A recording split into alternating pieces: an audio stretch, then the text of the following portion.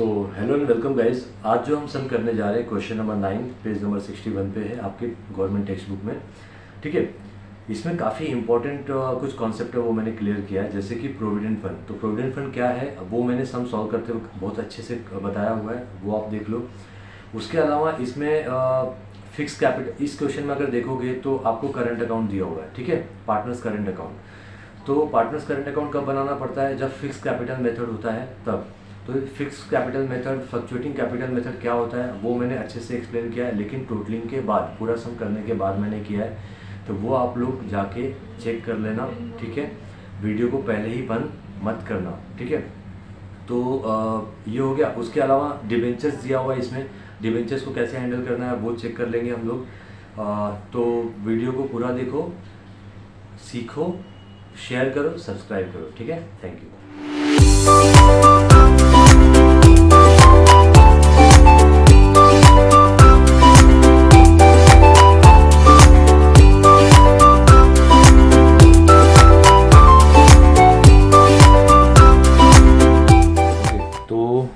अगला क्वेश्चन है 9, page number है 61। Sun and moon are partners in partnership firm sharing profit and losses equally. तो profit and loss क्या है? Equal है। You are required to give effects of adjustment with the help of the following information. तो देखो, land and building क्या होगा? Assets, furniture assets, machinery assets. लेकिन ये मशीन कभी परचेज किया? 1 जुलाई 2018 को। तो इसके हिसाब से क्या होगा? डेप्रिसिएशन वगैरह चार्ज होगा। तो इसको कैसे करना है बताऊंगा आपको। फिर अगला है गुडविल, ये भी एसेट्स है। वेजेस, ट्रेडिंग, करंट अकाउंट है। तो ये जो सम है ये करंट अकाउंट वाला है। ठीक है, पार्टनर्स कैपिटल अकाउंट जहाँ बनाते थे हम, वहाँ पे अब क्या बनाएंगे? पार्टनर्स करंट अकाउंट बनाएंगे। तो ये फिक्स कैपिटल मेथड है। तो फिक्स कैपिटल मेथड और फ्लक्चुएटिंग कैपिटल मेथड क्या होता है बताऊँगा आपको सम करते करते। फिलहाल करंट है तो पीसी यानी यहाँ पे क्या हो जाएगा? इसके पहले पीसी का मतलब क्या होता था? Partners partners capital account. अब पीसी का मतलब क्या होगा? Partners current account. ठीक है, 8% डिवेंचर लायबिलिटी परचेज ऑन 1 अक्टूबर 2018। कैसे हैंडल करना है बताऊँगा।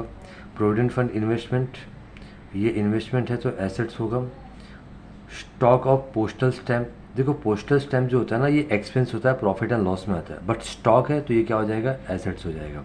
ऐसा ही मैंने स्टेशनरी के बारे में भी बताया था, only stationery profit and loss, लेकिन स्टॉक ऑफ स्टेशनरी है तो कहाँ जाएगा? वो एसेट्स में जाता है। ठीक है, तो ये याद रखना आप लोग।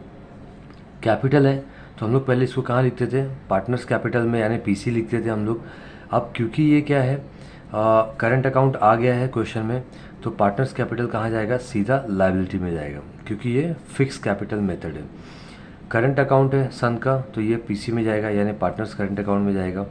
सन्डी creditors liability, bank overdraft liability. Reserve fund, ये पास्ट के प्रॉफिट होते हैं, तो रिजर्व फंड कहाँ जाएगा? लायबिलिटी में। ठीक है, फिर उसके बाद है प्रोविडेंट फंड। तो प्रोविडेंट फंड ये लायबिलिटी है। ये क्या होता है एक्सप्लेन करूँगा बाद में। सम्स जब भी करूँगा ना तभी बताऊँगा आपको, सम्स करते करते, जब इसकी पोस्टिंग करूँगा ना तब। ठीक है, पहले बताऊँगा तो वीडियो लंबा हो जाएगा। ओके, एडजस्टमेंट में आ जाओ। Partners are entitle to get salary 6000 in per annum in addition to their profit and loss. तो चलो सैलरी आ गया है, अब एक नई चीज़ है आप लोगों को बताना है, बताऊँगा कैसे करना है ये। Depreciation on land and building, furniture, machinery 10%, 5% and 3% respectively. तो लैंड एंड बिल्डिंग पे स्टार्ट कर लेते हैं, फर्नीचर पे स्टार्ट करते हैं और मशीन पे स्टार्ट करते हैं। ठीक है, तीनों पे क्या है? डेप्रिसिएशन है। Interest on capital 5% per annum. तो कैपिटल पे 5% इंटरेस्ट देना है, तो इसको कैसे हैंडल करना है देखते हैं। क्लोजिंग स्टॉक आपको पता है इसको कैसे करना है। Wages includes 1000 as advance given to worker. तो ये प्रीपेड वेजेस है, वेजेस पे स्टार्ट कर लेते हैं, फिर कैसे करना है देखते हैं। Interest due but not paid, interest pay करने का बाकी है लेकिन पे नहीं किया, तो देखते हैं। इंटरेस्ट ऊपर कुछ नहीं है तो किसी पे स्टार्ट करने की ज़रूरत नहीं है। Okay, total net profit amounted to 38,113। तो अपने को नेट प्रॉफिट दे दिया है, सोचो, तो नेट प्रॉफिट दे दिया यानी अपने को ट्रेडिंग भी बनाने की ज़रूरत नहीं है, प्रॉफिट एंड लॉस अकाउंट भी बनाने की ज़रूरत नहीं है। डायरेक्ट ये नेट प्रॉफिट हम लोग क्या करेंगे? पार्टनर्स को डिस्ट्रीब्यूट करेंगे। ठीक है, बट हम लोग क्या करने वाले, हमने फॉर्मेट में ट्रेडिंग और प्रॉफिट एंड लॉस अकाउंट बना दिया है, तो अपने को पोस्टिंग वगैरह में हेल्प हो जाएगा, तो वो हम लोग कर लेते हैं। ठीक है, चलो पोस्टिंग स्टार्ट करते हैं। सबसे पहले क्या, लैंड एंड बिल्डिंग, तो ये एसेट्स में आएगा।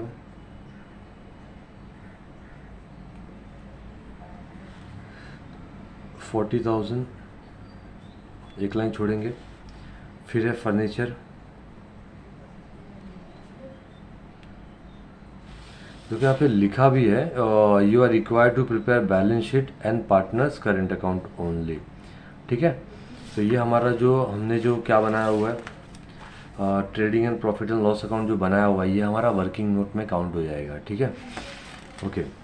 फर्नीचर की वैल्यू है 18,000। फिर मशीनरी है 40,000। इसको कभी परचेज़ किया हमने, 1 जुलाई 2018 को। ओके, फिर है गुड्डू कौन है, गुडविल। ठीक है, गुडविल है 2000। वेजेस कहाँ जाता है बताओ, ट्रेडिंग में, तो हम ये ट्रेडिंग में लिखेंगे इसको। टू वेजेस की वैल्यू है 2000।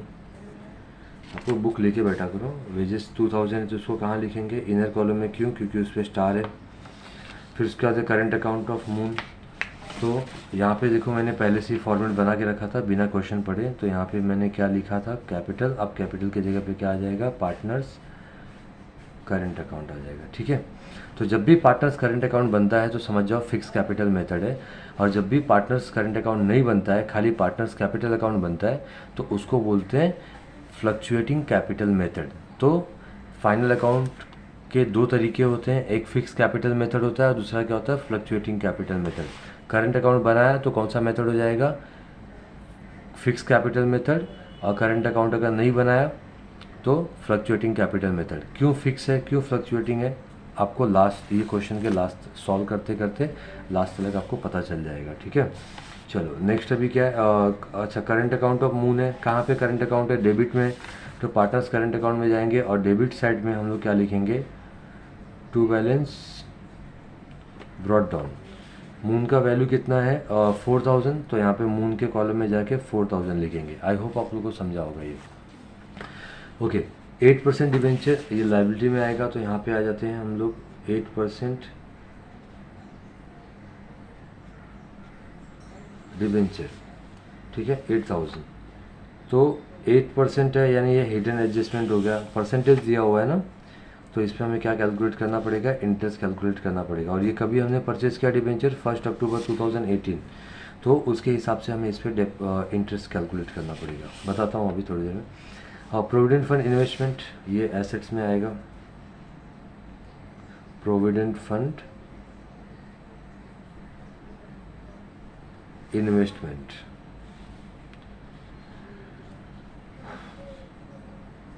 $3,500। फिर नेक्स्ट है stock of postal stamp, stock of postal stamp, इसकी वैल्यू है 500, तो यहाँ पे हम लोग लिखेंगे 500। चलो नेक्स्ट, डेबिट साइड का हमने पोस्टिंग कर लिया। अब हम लोग कहाँ जाएंगे, क्रेडिट साइड में।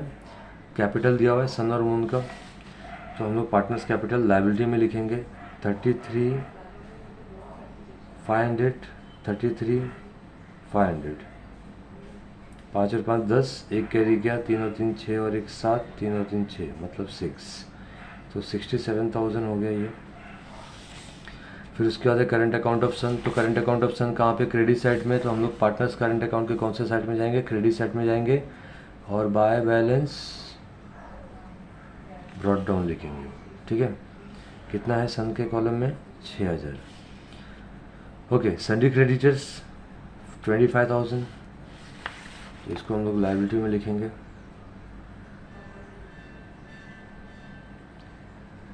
सन्डी क्रेडिटर्स, ठीक है, 25,000, तो बाहर आएगा 25,000। Okay, bank overdraft, bank balance होता तो हम लोग एसेट्स में लिखते हैं, बैंक ओवरड्राफ्ट है तो कहाँ लिखेंगे, लायबिलिटी में लिखेंगे, बैंक ओवर ड्राफ्ट, ठीक है, 10,000। फिर उसके बाद है रिजर्व फंड,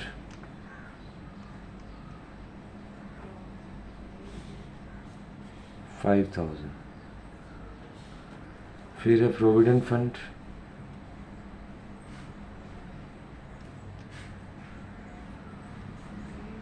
प्रोविडेंट फंड भी है 5,000। अब प्रोविडेंट फंड क्या होता है याद रखो, प्रोविडेंट फंड और प्रोविडेंट फंड इन्वेस्टमेंट आपको बता देता हूँ। देखो किसी भी फैक्ट्री में या कंपनी में जब कोई एम्प्लॉयज़ काम करती हैं, आपको पता होगा, तो एम्प्लॉयज़ को अगर समझो कोई एम्प्लॉय है मिस्टर ए है, ठीक है, तो मिस्टर ए की सैलरी है समझो 20,000, ठीक है, मिस्टर ए की सैलरी कितनी है, 20,000 है। तो आपने सुना होगा कोई आपका फ्रेंड है, समझो मिस्टर ए है, आपका कोई फ्रेंड है ना, या कोई आपके पापा हैं या फिर चाचा हैं, तो उनको जो सैलरी मिलती है तो क्या बोलते हैं, 20,000 उनको सैलरी होगी ना, तो वो ये नहीं बोलेंगे कि मेरे को 20,000 मिलता है, वो बोलेंगे कि कट पिट के मेरे को 18,000 आ जाता है ना। तो क्या कटता है, तो कंपनी क्या काटती है, पीएफ काटती है और कुछ प्रोफेशनल टैक्स काटती है और भी कुछ डिडक्शंस होते हैं जो कटते हैं, ठीक है। तो पीएफ समझो अगर 1,000 कट गया प्रोविडेंट फंड, ठीक है, ये क्यों करता है, देखो एम्प्लॉयज हमारी जो सैलरी होती है ना, हम तो खा पी के सब सपाचट कर देंगे, है ना, सैलरी जितनी होती है उतना हम उड़ा देंगे, और जब हम बूढ़े हो जाएंगे तब यहाँ वहाँ भीख मांगेंगे, ठीक है। तो भीख ना मांगना पड़े इसके लिए हम जहाँ पे भी काम करते हैं, जिस भी कंपनी में, वहाँ पे हमारे नाम पे हमारी सैलरी में से 1,000 कटते जाता है, ठीक है। तो वो 1,000 डिपॉजिट होता है, जब हम रिटायर होते हैं तो वही 1,000 प्लस उसके साथ इंटरेस्ट हमें मिलता है कंपनी की तरफ से, ठीक है। तो वही होता है पीएफ। तो अब ये होता क्या है, पीएफ में 4 आइटम आते हैं, याद रखो, मैं बता देता हूँ अभी। एक तो प्रोविडेंट फंड आता है, फिर उसके बाद प्रोविडेंट फंड कंट्रीब्यूशन आता है, आपको क्वेश्चन में आ सकता है एग्जाम में, ठीक है। पहला प्रोविडेंट फंड, दूसरा क्या प्रोविडेंट फंड कंट्रीब्यूशन, तीसरा है प्रोविडेंट फंड इन्वेस्टमेंट, जो ये क्वेश्चन में आपको दिया हुआ है, ठीक है, ध्यान से ये सब देख लो। फिर चौथा क्या है, इंटरेस्ट ऑन प्रोविडेंट फंड, ठीक है। अब ये चारों आइटम की ट्रायल बैलेंस में कहाँ होगा और इसके एडजस्टमेंट क्या, इसकी पोस्टिंग कहाँ पे होगी, याद रखना। देखो प्रोविडेंट फंड है और ट्रायल बैलेंस में कहाँ पे दिया रहेगा, क्रेडिट साइड में दिया रहेगा। अभी के क्वेश्चन में भी आपने देखा होगा प्रोविडेंट फंड कहाँ पे दिया हुआ है, क्रेडिट साइड में दिया हुआ है। प्रोविडेंट फंड इन्वेस्टमेंट कहाँ पे दिया हुआ है, डेबिट साइड में दिया हुआ है, ठीक है। उसके बाद प्रोविडेंट फंड कंट्रीब्यूशन, ये ट्रायल बैलेंस के डेबिट साइड में रहेगा। प्रोविडेंट फंड इन्वेस्टमेंट, ये भी डेबिट साइड में रहेगा। और इंटरेस्ट ऑन प्रोविडेंट फंड, ये कहाँ पे रहेगा, क्रेडिट साइड में रहेगा। अब प्रोविडेंट फंड के बारे में तो मैंने बता दिया कि वो हमारी सैलरी में से कटता है। फिर जितना हमारी सैलरी में से प्रोविडेंट फंड कटता है, उतना ही कंपनी भी हमारे लिए क्या करती है, कंट्रीब्यूट करती है। हमारे सैलरी से कितना कटा, 1,000, बट कंपनी भी अपनी तरफ से कितना कंट्रीब्यूट करेगी, 1,000। तो टोटल हमारे नाम पे कितना जमा होएगा, हमारी सैलरी में से कटा 1,000, बट हमारे नाम पे जमा कितना होगा, 2,000 जमा होगा, है कि नहीं बेनिफिशियल। तो प्रोविडेंट फंड कटना चाहिए कि नहीं कटना चाहिए, कटना चाहिए, ठीक है। तो प्रोविडेंट फंड कंट्रीब्यूशन कंपनी की तरफ से हमें मिलता है, तो टोटल हमें कितना मिला, 2,000 कंट्रीब्यूशन मिला। 1,000 हमने किया, मतलब एम्प्लॉय ने किया, और 1,000 कंपनी ने हमारे लिए दिया। तो हमारे नाम पे 2,000 कंटिन्यू क्या होता है, जमा होता है एवरी मंथ, ठीक है। तो ये प्रोविडेंट फंड के लिए क्या है, एक्सपेंस है। तो देखो ये प्रोविडेंट फंड है, इसकी पोस्टिंग कहाँ पे जाएगी, लायबिलिटी में, ठीक है। ये प्रोविडेंट फंड कंट्रीब्यूशन, ये जाता है प्रॉफिट एंड लॉस में जाता है, ठीक है। ये प्रोविडेंट फंड इन्वेस्टमेंट है, ये मैंने अब भी एसेट्स में लिखा, आपने देखा होगा, ठीक है। प्रोविडेंट फंड इन्वेस्टमेंट ये एसेट्स में जाता है। और इंटरेस्ट ऑन प्रोविडेंट फंड जो होता है ना, ये जाता है लायबिलिटी में, ठीक है। तो ये मैंने क्या बताया, ट्रायल बैलेंस में इनकी पोजीशंस क्या होती है वो मैंने बताया। और उसके बाद provident fund contribution, provident fund investment, इन सब की बैलेंस शीट, मतलब फाइनल अकाउंट जब बनाएंगे तो वहाँ पे किसकी कहाँ पे इफेक्ट जाएगी वो मैंने बताया, किसकी कहाँ पे पोस्टिंग होगी। जैसे प्रोविडेंट फंड लायबिलिटी में, provident fund contribution profit and loss में, प्रोविडेंट फंड इन्वेस्टमेंट एसेट्स में जाएगा, और इंटरेस्ट ऑन प्रोविडेंट फंड कहाँ पे जाएगा, लायबिलिटी में जाएगा। ऑलवेज रिमेंबर, ठीक है। और ये कॉन्सेप्ट मैंने बताया कि प्रोविडेंट फंड का क्या कॉन्सेप्ट है, ठीक है। कितना हमारी सैलरी में से कटता है उतना ही क्या होता है, कंपनी भी कॉन्ट्रीब्यूट करती है। तो ये कंपनी की तरफ से कॉन्ट्रीब्यूशन होता है, ठीक है, कंपनी का कंट्रीब्यूशन होता है। आई होप एक बार आप ये वीडियो देख लोगे तो आपको ये पूरा कॉन्सेप्ट समझ जाएगा, कभी भूलोगे नहीं। ठीक है, चलो ये हो गया कॉन्सेप्ट समझे। तो ये हमने पूरा का पूरा क्या किया, पोस्टिंग वगैरह कर लिया और प्रोविडेंट फंड के बारे में भी हमने समझ लिया। ठीक है, अब हम लोग क्या करेंगे, एडजस्टमेंट करेंगे। तो एडजस्टमेंट में सबसे पहले कौन सा एडजस्टमेंट किया जाता है, हिडन एडजस्टमेंट। देखो यहाँ पे 8% डिबेंचर है ना। तो 8% डिबेंचर कभी लिया हमने 1 अक्टूबर, हमारा ईयर एंड क्या 31 मार्च 2019। तो इसके हिसाब से हम लोग क्या करेंगे, इसका इंटरेस्ट कैलकुलेट करेंगे। तो चलो ये चेक कर लेते हैं हम लोग। 8% डिबेंचर है और डिबेंचर क्या है, लायबिलिटी है, बराबर है। तो कितने का डिबेंचर है, 8000 का डिबेंचर है। ओह सॉरी, एक चीज़ याद रखो, ये जो डिबेंचर है ना, ये कहाँ पे दिया हुआ है अपने को, डेबिट साइड में दिया हुआ। और डेबिट साइड में अगर डिबेंचर है यानी ये अपने लिए एसेट्स है, याद रखो। सॉरी हाँ, ये मिस्टेक हुआ, चलो मिस्टेक होता है ना तो उतना अपने को याद रहेगा। ठीक है, तो 8% डिबेंचर हम कहाँ लिखेंगे, एसेट्स में लिखेंगे। कितना है, 8000। अब इस पर हम इंटरेस्ट कैलकुलेट करेंगे तो वो इंटरेस्ट हमारे लिए इनकम होगा। ठीक है, तो 8000 है, 8% इसका क्या है, इंटरेस्ट है। कितने महीने का इंटरेस्ट कैलकुलेट करेंगे, 6 मंथ्स का। क्यों, आपको मैंने ये सब अच्छे से बताया हुआ, डेट कैलकुलेट करना। अपना ईयर क्या है, 1 अप्रैल 2018, ख़त्म कभी होगा 31 मार्च 2019 को। यहाँ से यहाँ 12 महीने होते हैं, है ना। और हम लोग अकाउंट भी कितने महीने का बनाते हैं, 12 महीने का। बट ये जो डिबेंचर है ये हमने कभी ख़रीदा 1 अक्टूबर 2018 को ख़रीदा, है ना। तो 1 अक्टूबर 2018 से लेके 31 मार्च 2019 कितना महीना होता है, 6 मंथ्स होता है। तो अपने को इंटरेस्ट भी कितने महीने का कैलकुलेट करना पड़ेगा, 6 महीने का कैलकुलेट करना पड़ेगा। चलो ये 2 जीरो हमने कैंसिल कर दिया, 6 1 जा 6 2 जा, ये 8 है तो 2 से 8 को डिवाइड करके तो 4 आएगा। 8 4 जा कितना होता है, 32, है ना। और ये एक ज़ीरो है तो ये ज़ीरो यहाँ पे ऐड हो जाएगा, तो 320 रुपये। तो इंटरेस्ट ऑन डिबेंचर कितना आ रहा है, 320। तो ऐड आउटस्टैंडिंग, अब क्रेडिट साइड में देख लो, सॉरी चलो, आउटस्टैंडिंग इंटरेस्ट कितना है, 320। तो ये कितना हो जाएगा, 8320 रुपये। ठीक है, इसकी सेकेंड इफेक्ट यहाँ पे आएगी प्रॉफिट एंड लॉस के क्रेडिट साइड में, बाय इंटरेस्ट ऑन डिबेंचर कितना आएगा, 320। ठीक है, उसके बाद नेक्स्ट अभी क्या है, चलो और कोई एडजस्टमेंट नहीं है, हिडन एडजस्टमेंट। अब हम लोग सीधा कहाँ पे आ जाएंगे, एडजस्टमेंट में आ जाएंगे। Partners are entitle to get salary of 6000 per annum in addition to profit and loss sharing. चलो पार्टनर्स को हम लोग क्या देने वाले, सैलरी। तो पार्टनर्स को सैलरी दोगे तो ये क्रेडिट साइड में आएगा, बाय सैलरी। कितना सैलरी देना है दोनों को, 6-6 हज़ार देना है। ठीक है, तो ये हमने सैलरी दे दिया। इसके सेकेंड इफेक्ट कहाँ आएगी, प्रॉफिट एंड लॉस के डेबिट साइड में, टू सैलरी टू पार्टनर्स। ठीक है, सन को कितना दिया, 6000, मून को कितना दिया, 6000। ठीक है, आई होप आप लोगों को समझा होगा। उसके बाद नेक्स्ट अभी क्या है, डेप्रिसिएट लैंड एंड बिल्डिंग 10%। ठीक है, पहले लैंड एंड बिल्डिंग है तो पहला परसेंटेज लैंड एंड बिल्डिंग को जाएगा। तो ये रहा लैंड एंड बिल्डिंग, इस पर हम लोग क्या करेंगे, लेस डेप्रिसिएशन कैलकुलेट करेंगे।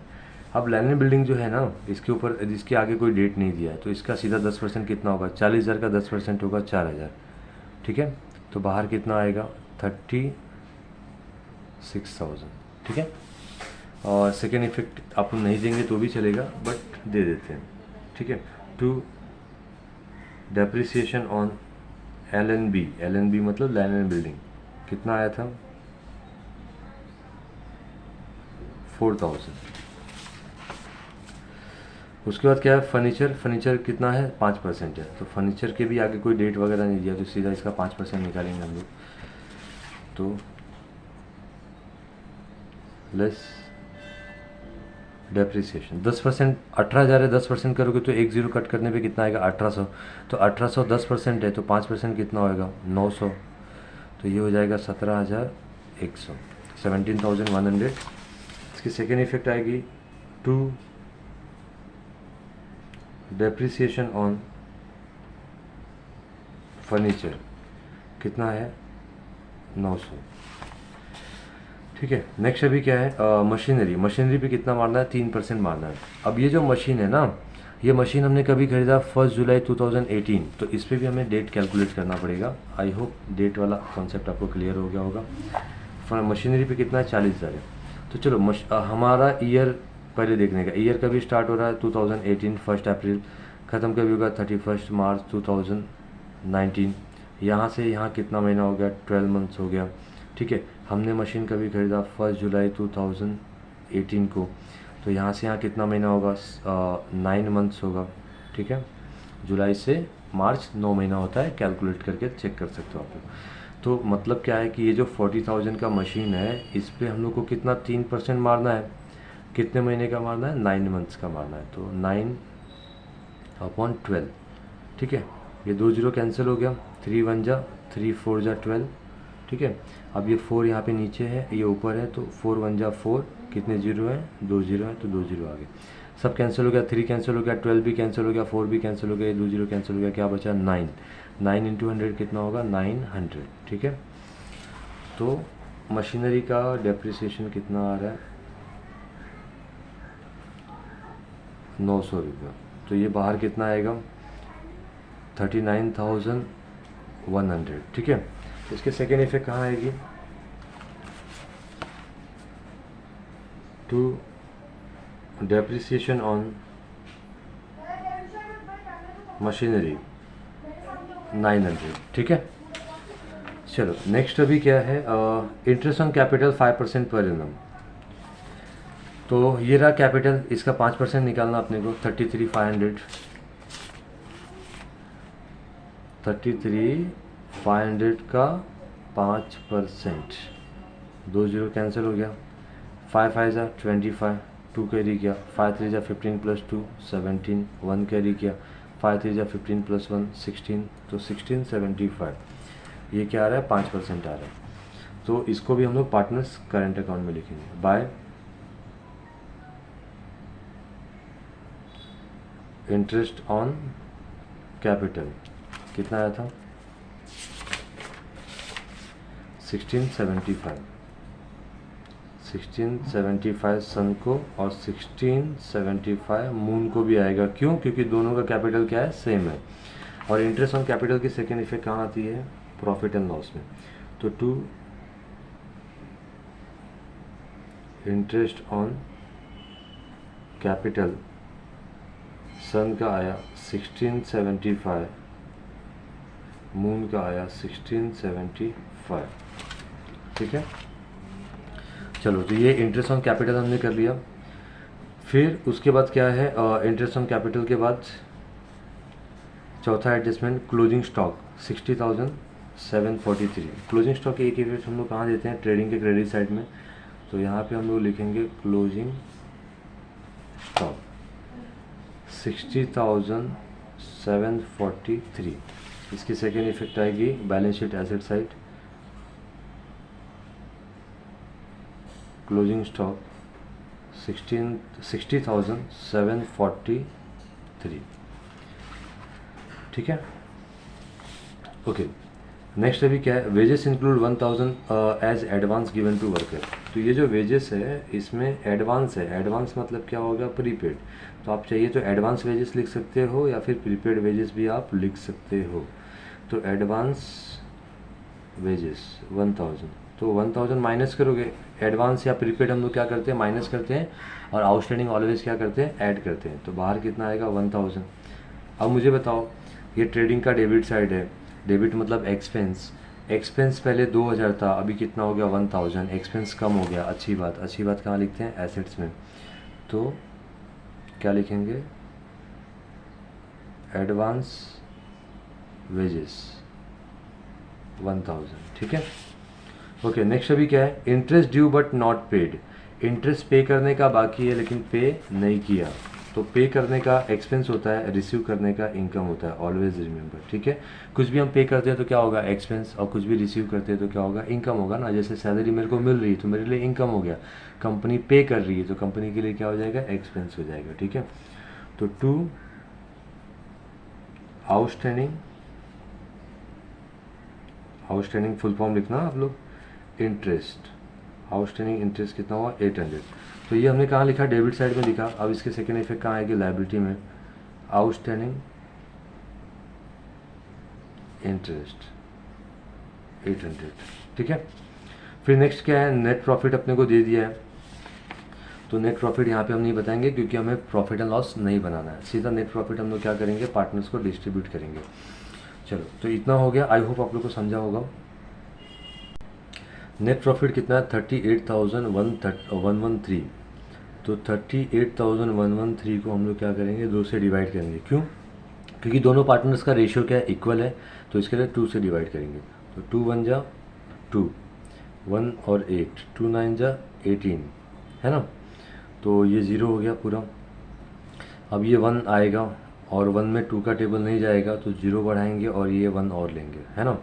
तो 2 5 जा क्या होगा अभी 10, तो 10 माइनस 11 माइनस 10 कितना होगा 1, और ये 3, 2 6 जा 12, 1 कैरी किया, डेसिमल लेंगे, 0 बढ़ाएंगे, 2 5 जा 10, तो ये 0 हो गया, ठीक है। तो क्या आ रहा है, 19,056 आ रहा है, ठीक है।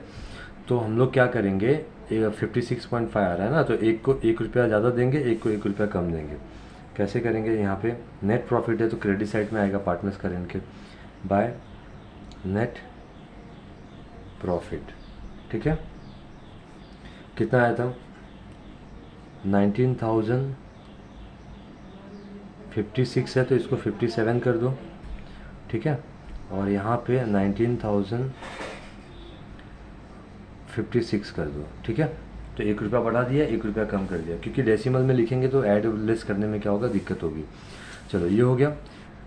इसकी सेकेंड इफेक्ट कहाँ आती है, प्रॉफिट एंड लॉस के डेबिट साइड में, बट वो हमें करने की ज़रूरत नहीं है क्योंकि अपने को नेट प्रॉफिट ऑलरेडी दिया था क्वेश्चन में। अब हम लोग क्या करेंगे, टैली करने की कोशिश करेंगे, देखते हैं टैली होता है कि नहीं। तो 7 और 5 12, 1 कैरी किया, 1 और 7 और 5 और 12 और 1 13, 1 कैरी किया, 1 और 6 7, 6 और 6 12, 12 1 13, 13 और 9 22, 1 कैरी किया, 2 कैरी किया, 2 और 1 3, तो 32 732। और यहाँ पे भी ऐड करके देखते हैं, 6 और 5 11, 1 कैरी किया, 7 और 1 8, 8 और 5 13, 1 कैरी किया, 1 और 6 7, 7 का 7, 6 और 1 7, 1 7 और 9 कितना होता है 16, 7 और 9 16, 1 कैरी किया, 1 और 1 2, तो 26,731।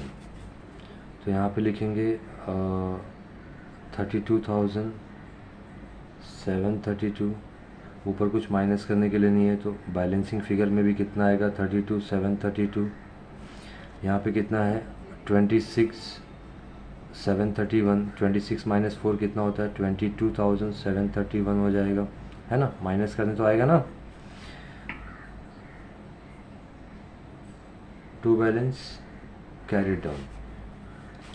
तो ये जो हम लोग यहाँ पे पार्टनर्स कैपिटल लिखते थे, अभी क्या आएगा, पार्टनर्स करंट अकाउंट आएगा, ठीक है। ये जो पार्टनर्स करंट अकाउंट है ना, ये यहाँ पे आएगा बैलेंस शीट लायबिलिटी साइड में। तो यहाँ पे क्या लिखोगे, पार्टनर्स करंट अकाउंट, ठीक है।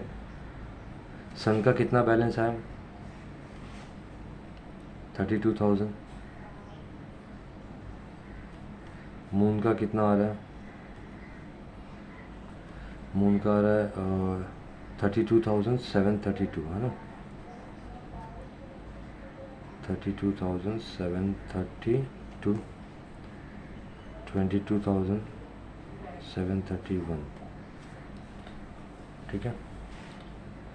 तो अब ऐड कर लेते हैं, 2 और 1 3, 3 और 3 6, 7 और 7 14, 1 कैरी किया, 4 और 1 5, 3 + 2 5, ठीक है। अब चलो इसको टैली करते हैं, टैली करते हैं, देखते हैं टैली होता है क्या। 3 10 पे आ जाओ, 10 पे क्या है 6, 100 पे आ जाओ। 8 और 6 14, एक कैरी किया, 1 और 6, 1 और 6 कितना होता है, 1 और 7 8, 8 और 5 13, 13 और 5 18, 18 5 23, 23 और 5 23 और 5 28, कितना कैरी किया 2। अभी हम लोग 1000 पे आएंगे और 10,000 पे आएंगे। 2 और 6 8, 8 और 2 10, 10 से 11, 11 और 5 कितना होता है, 11 और 5 16। तो ये हो रहा है 1,68,463, 1,68,000 कहाँ गया, 1,68,263, अपना 463 आ रहा है। ठीक है, देखते हैं क्या मिस्टेक है, इसको भी देखिए करके। 3 2 और 4 6, 1 और 1 2, 2 और 5 7, 7 और 5 12, 12 3 15, 15 7 22, 22 का 2, यहाँ पे बराबर आ रहा है 263 आ रहा है बुक के हिसाब से। चेक करते हैं अभी क्या होता है। कितना हुआ था, 22 हुआ था, 2 कैरी का, 2 और 6 8, 8 और 7 15, 15 और 9 24, 24 और 2 26, 26 और 3 29, 29 और 8, 29 और 8 कितना होता है, 37, 37 और 1 38, 3 कैरी किया, 3 और 3 6, 7 और 3, 7 और 3 कितना होता है 10, 10 और 3 13, 13 सॉरी 10 और 10 हुआ, और ये 3 तो 1000 पे, 10 और 6 16। तो 1,68,263 ये बुक से मैच कर रहा है, ये नहीं कर रहा है, तो चेक करता हूँ एक बार फिर आपको बताता हूँ। ओके मिल गया। यहाँ पे देखो 100 पे जब आएंगे ना, तो 100 पे 8 है और 4 है, तो 8 और 4 कितना होता है 12 होता है, और मैंने 8 और 6 कर दिया था शायद, तो 8 और 4 क्या हो जाएगा 12। तो ये हो गया 1,68,263। ठीक है, तो ये हो गया अपना balance sheet tally. I hope आप लोगों को समझा होगा। अच्छा मैं एक चीज़ और बता रहा हूँ, ये ध्यान से देख लो, इसको फ्लक्चुएटिंग कैपिटल मेथड क्यों, फिक्स कैपिटल मेथड क्यों बोलते हैं। अब यहाँ पे देखो पार्टनर्स का कैपिटल स्टार्टिंग में कितना था 33 था, और एंड में भी कितना है 33 ही है। ठीक है, जो भी चेंजेस था, जो भी सैलरी इंटरेस्ट नेट प्रॉफिट ये सब एडलेस करना था, जो भी ड्राइंग वगैरह एडलेस करना था, वो हमने कहाँ पे किया, वो कहाँ पे किया, करंट अकाउंट में किया। तो करंट अकाउंट में जो भी एडजस्टमेंट करने की वजह से क्या हुआ, कैपिटल में कोई भी चेंजेस नहीं हुआ, तो इसके लिए इसको बोलते हैं फिक्स कैपिटल मेथड। ठीक है, और जब हम लोग पार्टनर्स करंट अकाउंट नहीं बनाते, कैपिटल बनाते हैं, तो कैपिटल हम लोग ओपनिंग जो कैपिटल होता है यहाँ पे लिखते हैं, उसके बाद हम लोग salary interest on capital drawing वगैरह हम लोग क्या करते हैं एडलेस करते हैं। तो एंड में स्टार्टिंग में जो कैपिटल होता है वही एंड में यहाँ पे बैलेंसिंग में भी आता है क्या, नहीं वो नहीं आता है, कुछ और आता है, तो कुछ और फिगर आता है। तो हमारा कैपिटल जो होता है ना वो क्या होता है, चेंज हो जाता है। कौन से मेथड में, जब हम लोग यहाँ पे पार्टनर्स कैपिटल बनाते हैं तो पार्टनर्स कैपिटल चेंज होता है, तो उस चेंज होने को ही क्या बोलते हैं, फ्लक्चुएशन। ठीक है, चेंज होना यानी फ्लक्चुएशन होना। तो जब चेंज होता है पार्टनर्स कैपिटल, तो इसीलिए उसको बोलते हैं capital partners capital fluctuation method. ठीक है, आई होप आप लोगों को समझा होगा ये। तो फिक्स कैपिटल मेथड और फ्लक्चुएटिंग कैपिटल मेथड क्या होता है। Thank you.